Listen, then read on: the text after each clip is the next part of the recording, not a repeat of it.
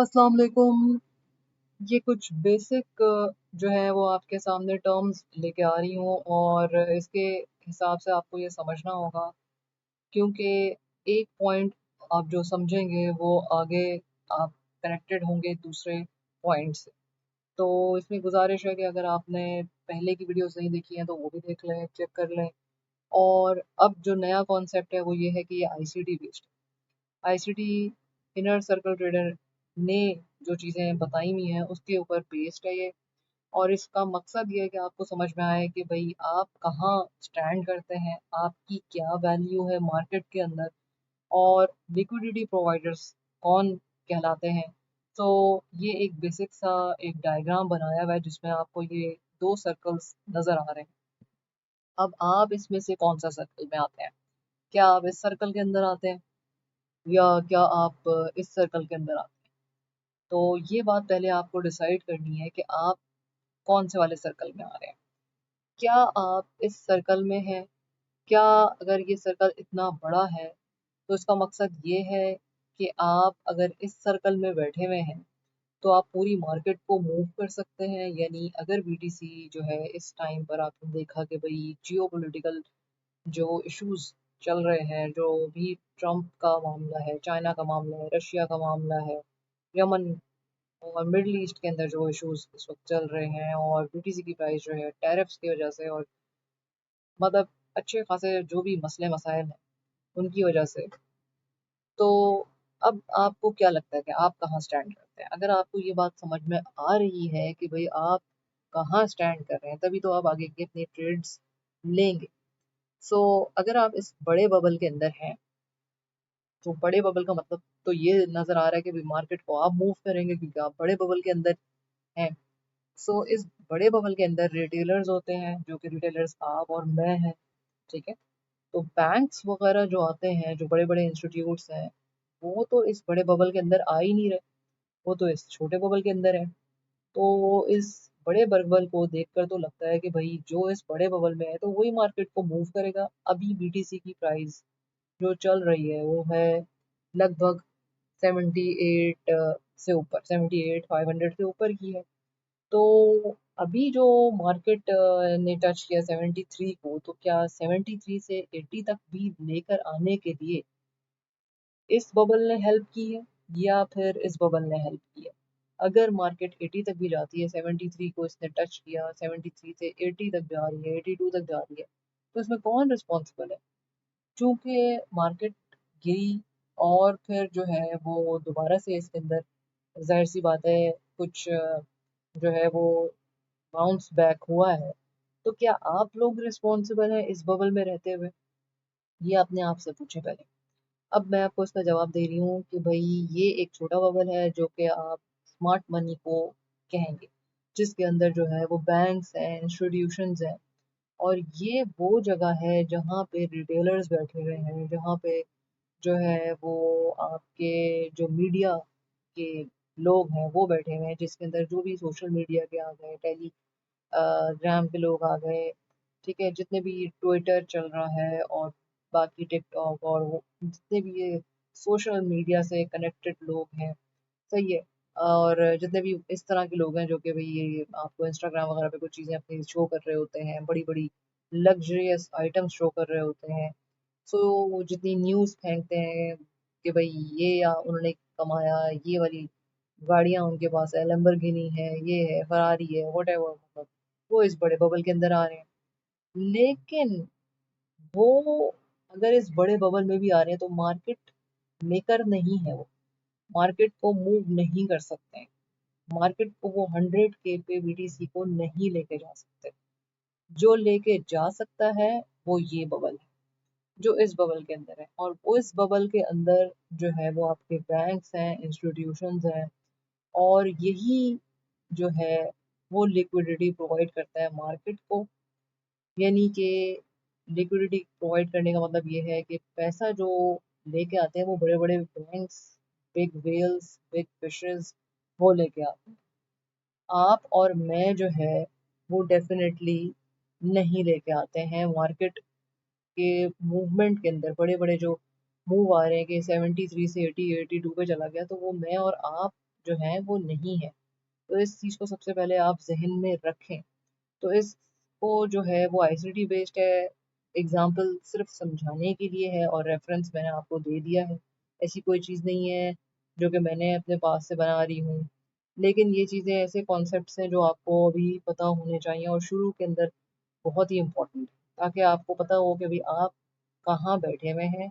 आप as a retailer जो है वो आपकी क्या मार्केट के अंदर इम्पोर्टेंस है, ये आपको पता होना चाहिए। मार्केट मेकर्स कौन है, मार्केट को मूव कौन कर सकता है, मार्केट अगर नीचे गिरेगी तो इसको कौन जो है इसकी प्राइस ऊपर उठा के लेके आएगा, अगर के सेलिंग होगी तो कौन मूव कर सकता है, लिक्विडिटी प्रोवाइडर डेफिनेटली कौन है। तो ये कॉन्सेप्ट आपको समझना ज़रूरी है। ठीक है। अब हम बात करते हैं। अच्छा, अब आपको मैं एक और चीज़ बताती चलूँ जो बहुत इंपॉर्टेंट है और बिल्कुल बेसिक है। कुछ चीज़ें जो है वो आपने समझनी है और उनको प्रैक्टिस करना है बिल्कुल। तो अगर आप चार्ट लेते हैं, कोई भी आप मेजर माइनर पेयर्स ले सकते हैं और उनमें डेली अगर आप 2 भी चार्ट्स प्रैक्टिस कर लेते हैं वो तो बहुत है, या ऑल्टरनेट डेज़ जैसे ही आपको टाइम मिले। लेकिन अगर आप हफ्ते में 2 या 3 दफ़ा भी प्रैक्टिस कर लेते हैं सही तरीके से, रिवाइज़ कर लेते हैं 2 या 3 चार्ट्स के ऊपर, तो आपकी रिविज़न हो जाएगी। और करते-करते जो है वो फिर आपकी फ्रीक्वेंसी बढ़ने लगेगी और आपको मज़ा भी इसके अंदर आएगा जब आप इसकी टेक्निकल जो है वो एनालिसिस करेंगे। अब इसके अंदर जो है वो मैं आपको इसमें जो बताना चाह रही हूँ वो ये है कि यहाँ पे मैंने ये आपको नज़र आ रही है वर्टिकल लाइंस, ठीक है? ये वर्टिकल लाइंस हैं और ये इस वज़ह से हैं क्योंकि मैंने आपको ये शो करना है कि भई आप Monday, Tuesday, Wednesday, Thursday, Friday को जो है वो डिवाइड करें, ठीक है? इसके अंदर अगर आवरली आप देखते हैं तो ये जो चार्ट है वो मैंने इसको डिवाइड किया। अगर आप यहाँ देखें तो यहाँ पे आपको नज़र आ रहा है यूटीसी -4 न्यूयॉर्क टाइम, ठीक है? ये इम्पोर्टेंट है कि अगर आप इसको जो है वो ज़हन में रखेंगे तो ये यूटीसी -4 इम्पोर्टेंट। और जो है यहाँ पे अगर आप ये देख रहे हैं कि भई ये लाइन जो है वो मंडे की, पीर की है। उसके बाद ये लाइन जो है वो ट्यूसडे की है, नज़र आ रहा है आपको। फिर ये वेडनेसडे, फिर ये थर्सडे और ये फ्राइडे। फ्राइडे के बाद जो है वो नेक्स्ट आपका जो आएगा वो फिर संडे आ गया और फिर दोबारा जब मंडे आएगा तो उस पे आप दोबारा वर्टिकल आप लाइन लगा सकते हैं। तो ये संडे आ गया और यहाँ पे जो है ये आपका मंडे स्टार्ट हो गया, ठीक है? ये लाइंस जो हैं वो आप ड्रॉ किया करें अपने 2 चार्ट्स में, और जो पीछे हो चुकी हैं ट्रेड्स उसमें जाके आपने इसको इसी तरीके से लाइंस बनानी है और मंडे टू फ्राइडे तक आप लाइंस बनाएं इसके अंदर। और यहाँ पे आप इस तरीके से देखेंगे कि भाई इन चार्ट्स के अंदर जो आपके मेजर माइनर पेयर्स हैं, ठीक है, उनके अंदर किस तरीके से आप ट्रेड ले सकते हैं। यहाँ इम्पोर्टेंट बात यह है कि आईसीटी बेस्ड जो है वो मंडे आप कहते हैं और फ्राइडे कहते हैं कि भाई ये दिन वैसे हैं जिसके अंदर आप सिर्फ ऑब्जर्व करें और देखें। ट्यूसडे, वेडनेसडे, थर्सडे जो हैं वो डेज हैं जिसके अंदर आप ले सकते हैं ट्रेड्स, ठीक है।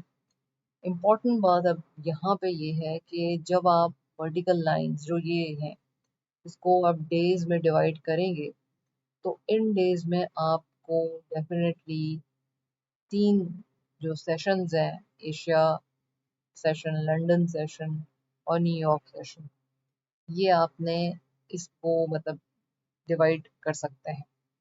अगर आप कहते हैं कि भाई इन तीनों में से एशिया या लंदन या न्यूयॉर्क सेशन, ये सबने सुना होगा, कोई ऐसी बहुत नई चीज़ नहीं, सिर्फ मैं आपको एक ओवरव्यू दे रही हूँ कि भाई ये जो 3 सेशंस हैं ये होते हैं मार्केट के अंदर।